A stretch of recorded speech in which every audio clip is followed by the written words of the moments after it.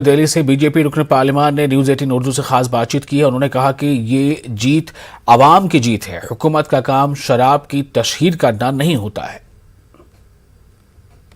दिल्ली में एक बार फिर से पुरानी शराब नीति लागू कर दी गई है और नई शराब नीति को वापस ले लिया गया है। इसी पूरे मसले पर हमारे साथ बात करने के लिए मौजूद हैं बीजेपी सांसद प्रवेश वर्मा। सर, पहले नई शराब नीति लागू की गई, अब उसे वापस ले लिया गया, क्या लगता है आपको?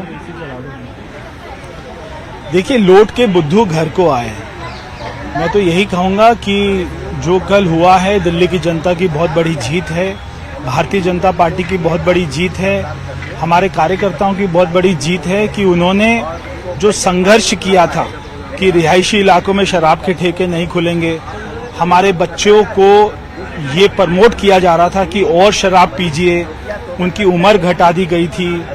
तो अरविंद केजरीवाल का जो खुद बच्चे हैं या उनके मंत्रियों के बच्चे हैं, क्या उनको बाकी दिल्ली में अपने बच्चे नहीं दिखाई दे रहे कि वो शराब को प्रमोट कर रहे हैं?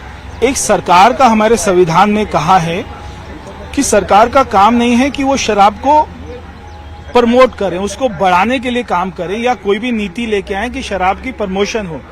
उनका काम है कि वो रेवेन्यू को बढ़ाएं, वो दिल्ली के उद्योगों को बढ़ाएं, दिल्ली के उद्योगपतियों को राहत दें, उनको हिम्मत दें ताकि वहां से रेवेन्यू आए।